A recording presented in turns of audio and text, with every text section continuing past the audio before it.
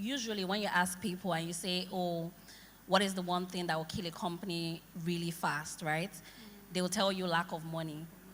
Maybe, but in practice, right, haven't done this for so long, what really kills a company really, really fast is when the founders are not aligned. And the truth about it is that in life, right, you're going to do business with people that you're not aligned with all the time.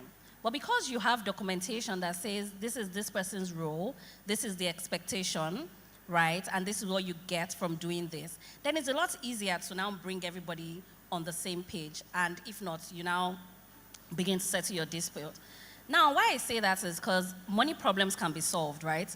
If a company is dying because it doesn't have money, the company can raise money, right? If the company is dying because, and then if you ask people again, what else can kill a company, and they tell you access to markets, okay, I probably agree. But the thing about access to markets also is that if you have market problems, you can pivot, right? You can change strategies, you can change markets.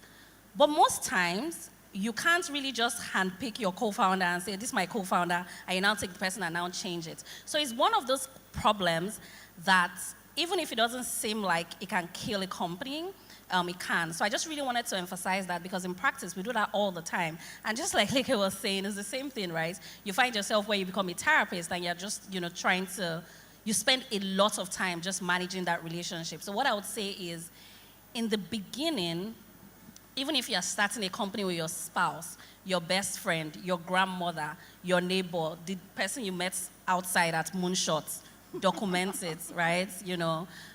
Whatever it is, your mentor, just make sure you have, see, it's better than nothing. And then the second point I was also going to raise in terms of contracts, which I think is also very important, is IP. But I was going to refer to IP from another perspective, which is that, yes, the company needs to own its IP, but one thing that people also forget, especially very early on when you're creating a company, other people are helping you. There are so many other people that are working on different parts of the business. And if you don't have IP transfer agreements, even if you've paid somebody to do something for you, you don't really have claim to it because that person has not assigned the IP and what they've created to you. So whatever it is, if you're working with someone that is building something for you, that is a consultant, that is a dev shop, whatever it is, just make sure that you have, an IP assignment, even if it's a clause, even if it's something in an email that says, hey, you acknowledge that everything you work on under this particular engagement belongs to the company. It can be simple like that.